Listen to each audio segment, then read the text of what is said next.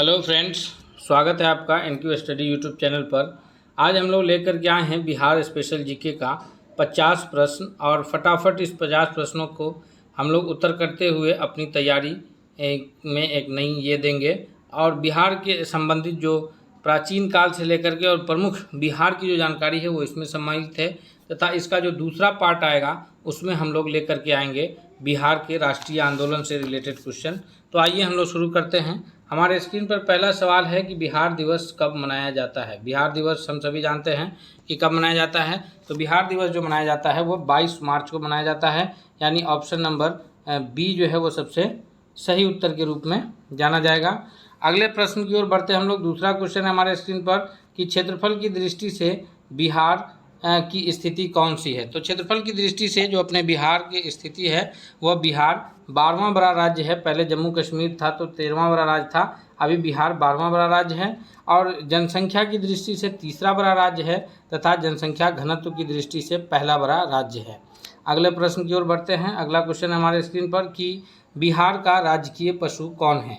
तो बिहार का वर्तमान में जो राजकीय पशु है वो बैल है। पहले यह रीछ हुआ करता था, यानी ऑप्शन नंबर ए जो है वो सबसे सही उत्तर है। अगले चौथा नंबर क्वेश्चन की ओर बढ़ते हैं हम लोग कि बिहार का अक्षांशीय विस्तार कितना है। तो हम सभी जानते हैं कि भारत जो हमारा देश है उसका जो अक्षांशीय विस्तार है, भारत पूरी तरह से उत्तरी अक्षांश में है, अर्थात बिहार का भी अक्षांशीय विस्तार उत्तरी अक्षांश में होगा। यानी बिहार का जो सही अक्षांशीय विस्तार है वह 10 डिग्री 20 मिनट 10 सेकेंड से 27 डिग्री 31 मिनट 15 सेकेंड उत्तरी अक्षांश के बीच है, यानी ऑप्शन नंबर बी जो है वो सही उत्तर है। अगला क्वेश्चन है, 5वां नंबर प्रश्न है हमारे स्क्रीन पर कि बिहार का देशांतरीय विस्तार कितना है। तो बिहार जो राज्य है वो पूरी तरह से दक्षिण जो पूर्वी देशांतर में स्थित है, अर्थात बिहार का जो देशांतरीय विस्तार होगा वह 83 डिग्री 19 मिनट 50 सेकेंड से 88 डिग्री 17 मिनट 40 सेकेंड, यानी ऑप्शन नंबर सी जो है वह करेक्ट उत्तर होगा। छठा नंबर क्वेश्चन है कि बिहार की लंबाई कितनी है। तो बिहार की जो लंबाई है, जो आपको मैप दिख रहा है, नॉर्थ टू साउथ जो बिहार की लंबाई है उत्तर से दक्षिण, ये वाली लंबाई यह 345 किलोमीटर है, यानी ऑप्शन नंबर ए जो है वो सबसे सही उत्तर है। अगला क्वेश्चन है हमारे स्क्रीन पर कि बिहार की चौड़ाई कितनी है। 345, 483 या 355। तो बिहार की जो चौड़ाई है पूर्व से पश्चिम की वह कितनी है। तो ये वाली जो चौड़ाई है यह 483 किलोमीटर है, यानी ऑप्शन नंबर बी जो है वो सबसे सही उत्तर है। अब हम लोग बढ़ते हैं अगले क्वेश्चन की ओर। अगला प्रश्न है 8वां नंबर क्वेश्चन है हमारे स्क्रीन पर कि लोकसभा के लिए अनुसूचित जाति की कितनी सीटें आरक्षित है। तो बिहार राज्य में जो लोकसभा के लिए अनुसूचित जातियों के लिए आरक्षित है, सीटों की संख्या कुल सीट जो है लोकसभा में वो 40 है, और अनुसूचित जाति के लिए जो रिजर्व सीट है वो 6 है, यानी ऑप्शन नंबर बी जो है वो सही उत्तर है। अगला क्वेश्चन है कि बिहार के किस जिले की सीमा झारखंड राज्य से नहीं मिलती है। तो 9वां नंबर क्वेश्चन का जो सबसे सही उत्तर होगा, झारखंड से जो बिहार राज्य के दक्षिण में झारखंड स्थित है। तो अगर हम लोग मैप को देखें तो झारखंड में जो जिला स्थित है नहीं सटती है सीमा, वो पूर्णिया जिला की सीमा नहीं सटती है, यानी ऑप्शन नंबर डी सबसे सही उत्तर होगा। अब 10वां नंबर क्वेश्चन है हमारे स्क्रीन पर कि बिहार के किस जिला की सीमा पश्चिम बंगाल से नहीं मिलती है। तो बिहार जो स्थित है उसके पूरब में पश्चिम बंगाल राज्य स्थित है, और पश्चिम बंगाल से जो सीमा बिहार की नहीं लगती है, तो 3 जिला की सीमा लगती है, किशनगंज, कटिहार और पूर्णिया, और जो सीमा पश्चिम बंगाल से नहीं लगती है वह है ऑप्शन नंबर ए, यानी रोहतास की सीमा। अगले क्वेश्चन की ओर बढ़ते हैं हम लोग। 11वां नंबर क्वेश्चन है कि बिहार किस जिले की सीमा उत्तर प्रदेश से मिलती है। तो बिहार की चौहद्दी में जो उत्तर प्रदेश है वो बिहार से पश्चिम स्थित राज्य है, और उसकी सीमा जो नहीं लगती है, किसकी सीमा लगती है, तो वो सीमा लगती है कैमूर जिला की। रोहतास, किशनगंज और कटिहार की सीमा उत्तर प्रदेश से नहीं लगती है।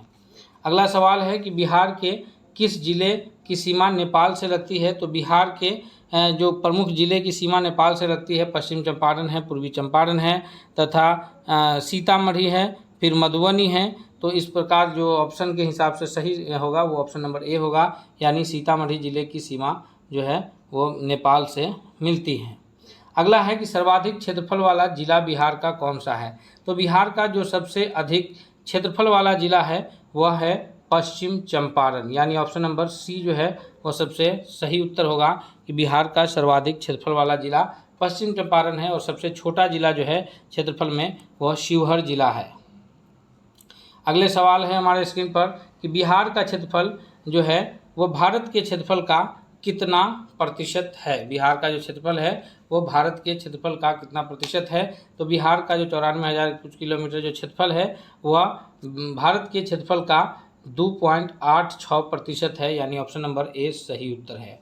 अगला क्वेश्चन है 15वां नंबर क्वेश्चन है। 50 प्रश्नों का यह सेट है। इसमें बिहार संबंधित सारी जानकारी आपको मिल जाएगी। इसलिए अगर आप चैनल पर नए हैं तो प्लीज़ एक बार चैनल को सब्सक्राइब जरूर कर लीजिएगा सभी प्रकार के कम्पिटिटिव तैयारी के लिए, तथा इस वीडियो को लाइक जरूर कीजिएगा। अगला क्वेश्चन है हमारे स्क्रीन पर कि सर्वाधिक पाई जाने वाली मिट्टी बिहार में कौन सी है।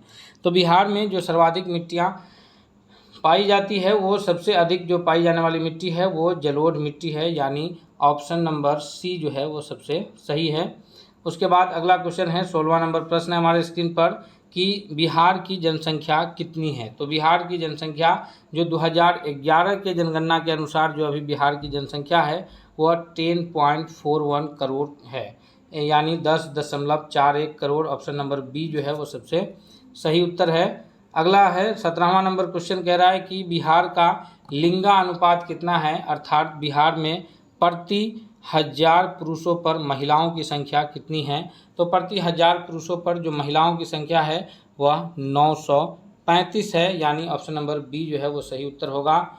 अगले क्वेश्चन की ओर बढ़ते हैं हम लोग। बिहार संबंधी सारी जानकारी आपको मिल जाएगी तथा बिहार से रिलेटेड जो अगला सेट हम अगले दिन अपलोड करेंगे उसमें बिहार की राष्ट्रीय आंदोलन से संबंधित जानकारियाँ होंगी।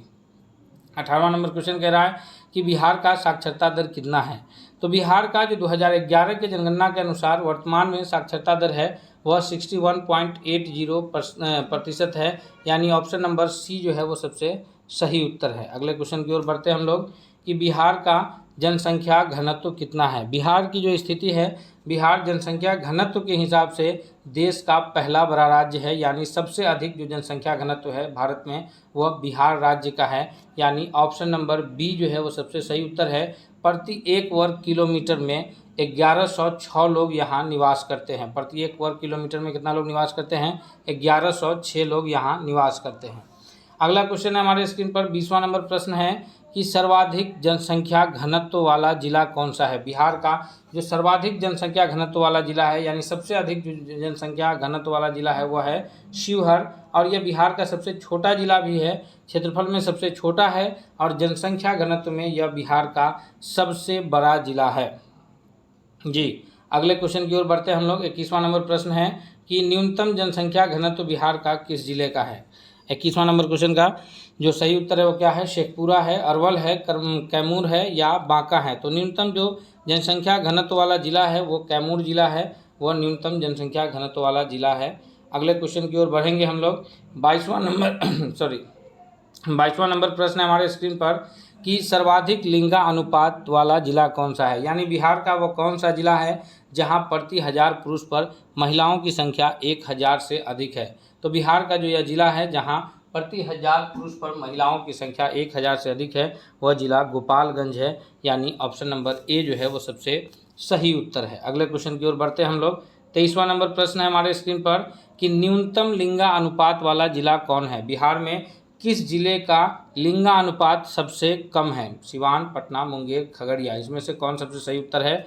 तो सबसे जो सही उत्तर है वो ऑप्शन नंबर सी है, यानी मुंगेर जिले का जो लिंगा अनुपात है बिहार में वह सबसे कम है। इस फटाफट 50 में जो है अभी हम लोग 50 प्रमुख प्रश्नों को कर रहे हैं तथा अगले 50 प्रश्नों को हम लोग अगले दिन देखेंगे, तब अभी इस वीडियो को आप लोग ज़रूर लाइक कीजिएगा। अगले क्वेश्चन की ओर चलते हैं हम लोग। अगला प्रश्न है कि सर्वाधिक जो साक्षरता दर है वो बिहार के किस जिले का है। सर्वाधिक साक्षरता दर वाला जिला पटना, भोजपुर, रोहतास या सीतामढ़ी है। तो जो सर्वाधिक बिहार का जो सर्वाधिक साक्षरता दर वाला जिला है वह रोहतास है, यानी ऑप्शन नंबर सी जो है वो सबसे सही उत्तर है। अगला क्वेश्चन है हमारे स्क्रीन पर कि बिहार का न्यूनतम साक्षरता दर वाला जिला कौन सा है, यानी किस जिले का साक्षरता दर सबसे कम है, रोहतास, पटना, पूर्णिया, सीतामढ़ी। तो जो सबसे कम है साक्षरता दर वाला जिला वह है ऑप्शन नंबर सी पूर्णिया, और सीतामढ़ी जो है वो दूसरे नंबर पर है। हालांकि जो नया नीति आयोग ने जो जारी किया है शेड्यूल, उसके हिसाब से सीतामढ़ी देश में अव्वल नंबर पर आया है साक्षरता के मामले में, शिक्षा के ये में क्षेत्र में। तो इस हिसाब से अब साक्षरता दर में भी वृद्धि हो गया होगा। लेकिन ये सारे आंकड़ा जो है यह जनगणना 2011 की जनगणना के अनुसार है, अर्थात इसमें अब परिवर्तन आ जाएंगे, लेकिन अब तक दूसरा सेंसस नहीं हुआ है। तो जो आंकड़ा पिछला है उसके आधार पर हम लोग यह आंकड़ा के हिसाब से हम लोग इसका आंसर कर रहे हैं। अगले सवाल की ओर बढ़ते हैं हम लोग। अगला क्वेश्चन है हमारे स्क्रीन पर कि बिहार से झारखंड कब अलग हुआ है, 12 दिसंबर, 12 मार्च या 15 नवंबर या 25 अगस्त। तो बिहार से झारखंड जो एक अलग स्टेट के रूप में अलग हुआ वह है 15 नवंबर 2000 ईस्वी को। 15 नवंबर 2000 ईस्वी को बिहार से कटकर एक अलग राज्य झारखंड बना, जो बिहार के दक्षिण में स्थित है।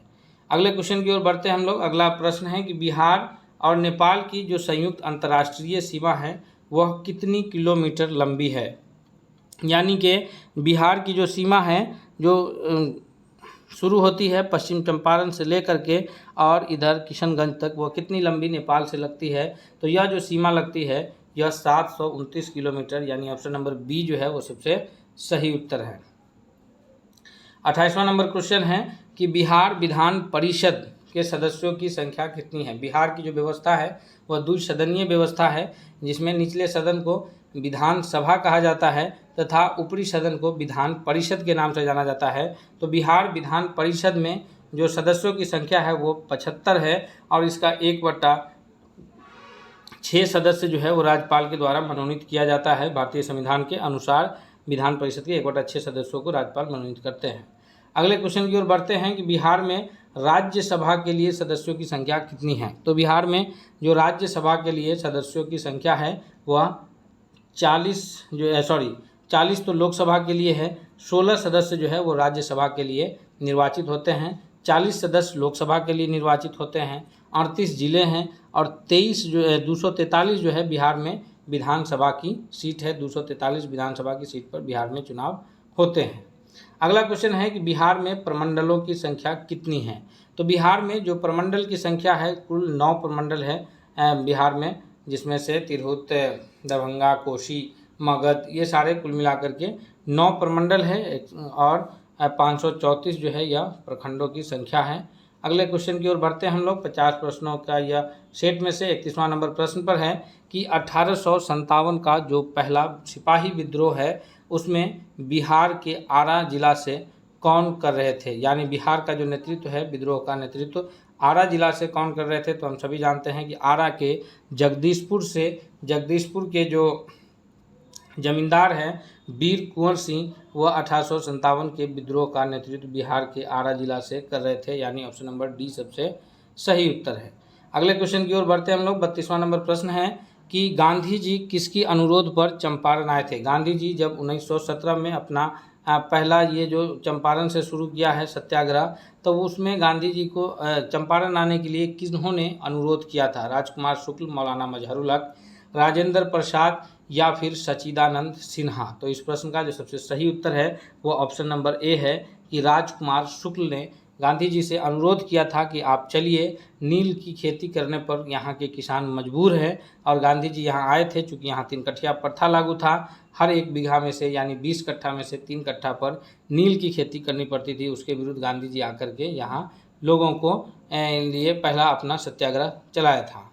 अगला क्वेश्चन है कि कौन सा महाजनपद बिहार के क्षेत्र में स्थित नहीं है। जो 16 महाजनपद हुए हैं उनमें से 3 प्रमुख महाजनपद जो है वो बिहार में स्थित है, और बिहार के क्षेत्र में जो स्थित महाजनपद नहीं है अंग, वज्जी, वत्स और मगध, इनमें से जो स्थित नहीं है वह है वत्स, यानी ऑप्शन नंबर सी जो है वो सबसे सही उत्तर होगा। बाकी अंग, वज्जी और वज्जी जो है ये 8 गणराज्यों का जो है संघ था। अंग और ये मगध जो है इसकी राजधानी राजगिरी थी, और वज्जी में से ही एक जो अंग था वो लिच्छवी था, जो सबसे पुराना गणराज्य है। ये लोकतांत्रिक व्यवस्था वहाँ मौजूद है सबसे अगले क्वेश्चन है 34वां नंबर प्रश्न है कि मगध महाजनपद की राजधानी कहाँ थी? गिरिब्रिज, राजगीर या पाटलिपुत्र, गया या फिर चंपा। तो मगध की जो राजधानी थी वह थी गिरिब्रिज, जिसका बाद में नाम राजगिरी पड़ा और अभी आधुनिक नाम राजगीर है। अभी हाल ही में वहाँ मलमास मेला लगा था। अगले क्वेश्चन की ओर बढ़ते हैं हम लोग। अगला प्रश्न है 35वां नंबर क्वेश्चन है कि जैन धर्म के 24वें तीर्थकार का जन्म कहाँ हुआ है? जैन धर्म के जो 24वें तीर्थकार है जिनका नाम महावीर स्वामी हैं, इनका जो जन्म हुआ है वो कहाँ हुआ है? तो जैन धर्म के 24वें तीर्थकार महावीर स्वामी का जो जन्म है वह कुंडग्राम वैशाली में स्थित कुंडग्राम में हुआ है। सॉरी। अगले क्वेश्चन की ओर बढ़ते हैं हम लोग। 36वां नंबर क्वेश्चन है कि प्रथम जैन संगीति किस शहर में हुई है? पाटलिपुत्र, वल्लभी, वैशाली या फिर राजगिरी। तो प्रथम जैन संगीति जो है आयोजन हुआ है वह पाटलिपुत्र में हुआ है, यानी ऑप्शन नंबर ए जो है वो सबसे सही जवाब है कि प्रथम जैन संगीति का आयोजन पाटलिपुत्र में हुआ है। अगला है 37वां नंबर क्वेश्चन है कि गौतम बुद्ध को किस नदी के किनारे ज्ञान की प्राप्ति हुई? गौतम बुद्ध जिनका जन्म जो है कपिलवस्तु नेपाल में हुआ है, उनको जो है ज्ञान की प्राप्ति गया में सॉरी निरंजना नदी के किनारे हुआ है, यानी ऑप्शन नंबर बी जो है वो सबसे सही जवाब है कि गौतम बुद्ध को जो ज्ञान की प्राप्ति है वह निरंजना नदी के तट पर हुआ है। अगला क्वेश्चन है हमारे स्क्रीन पर 38वां नंबर प्रश्न है कि तृतीय बौद्ध संगीति का आयोजन कहाँ हुआ है? तो 4 प्रमुख बौद्ध संगीतियाँ के बारे में जानकारी है। पहला बौद्ध संगीति का आयोजन राजगीर में हुआ है, दूसरा बौद्ध संगीति का आयोजन वैशाली में हुआ है और तीसरा बौद्ध संगीति का आयोजन पाटलिपुत्र में हुआ है तथा चौथा बौद्ध संगीति का आयोजन कुंडलवन कश्मीर में हुआ है। तो तीसरा पूछ रहा है, यानी ऑप्शन नंबर सी सही होगा, जो पाटलिपुत्र में हुआ है और उस वक्त जो शासन था मगध साम्राज्य में अशोक जो है महान का शासन चल रहा था तीसरे बौद्ध संगीति के वक्त। अगले प्रश्न की ओर बढ़ते हैं हम लोग। चौथा है कि 39वां नंबर क्वेश्चन है कि मगध साम्राज्य का वास्तविक संस्थापक कौन है? मगध साम्राज्य के संस्थापक के बारे में जो जनरली नाम आता है वो बृहदत्त का आता है, लेकिन जो वास्तविक संस्थापक के रूप में जाने जाते हैं वो बिंबिसार जाने जाते हैं। जो पहला वंश शासन किया है मगध साम्राज्य पर वह है हर्यक वंश का शासन चला है और बिंबिसार जो है उसके प्रमुख ये के रूप में जाने जाते हैं। अगले क्वेश्चन की ओर बढ़ते हैं हम लोग। 40वां नंबर प्रश्न है कि हर्यक वंश का दूसरा शासक कौन है? तो हर्यक वंश का जो पहला शासक के रूप में जाना जाता है वो बिंबिसार है और दूसरे जो शासक है वह है ऑप्शन नंबर ए यानी अजात शत्रु जो है वो हर्यक वंश का दूसरा शासक है। उदयन जो है इन्होंने राजगिरी से राजधानी को पाटलिपुत्र में ये स्थापित किया है, तो उदयन का नाम इस रूप में आता है कि पाटलिपुत्र जो है राजधानी को स्थापित करने के रूप में। अगले क्वेश्चन की ओर बढ़ते हैं। 41वां नंबर प्रश्न है कि नंद वंश का संस्थापक कौन है? महापद्मनंद, धनानंद, बिंबिसार या मौर्य। तो नंद वंश के जो संस्थापक के रूप में जाने जाते हैं उनका नाम है महापद्मनंद, यानी ऑप्शन नंबर ए जो है वो सबसे सही उत्तर है। अगले क्वेश्चन की ओर बढ़ते हैं हम लोग। 50 प्रश्नों के सेट में हम लोग 40 क्वेश्चन कर चुके हैं। अब तक जो लोग अगर वीडियो को लाइक नहीं किए हैं तो वीडियो को जरूर लाइक कीजिएगा और चैनल को भी अगर नए हैं आप चैनल को जरूर सब्सक्राइब कर लीजिएगा। 42वां नंबर क्वेश्चन क्या कह रहा है कि मौर्य साम्राज्य का संस्थापक था। मौर्य साम्राज्य का संस्थापक कौन था? बिंदुसार, अशोक, धनानंद या चंद्रगुप्त मौर्य। तो मौर्य साम्राज्य का जो संस्थापक था वो था चंद्रगुप्त मौर्य जो है वो मौर्य साम्राज्य के संस्थापक के रूप में जाने जाते हैं। कौटिल्य के मदद से इन्होंने मौर्य साम्राज्य की स्थापना किए हैं। 43वां नंबर प्रश्न है कि चंद्रगुप्त मौर्य का प्रधानमंत्री कौन था? मेगास्थनीज, चाणक्य, सेलुकस या भद्रबाहु।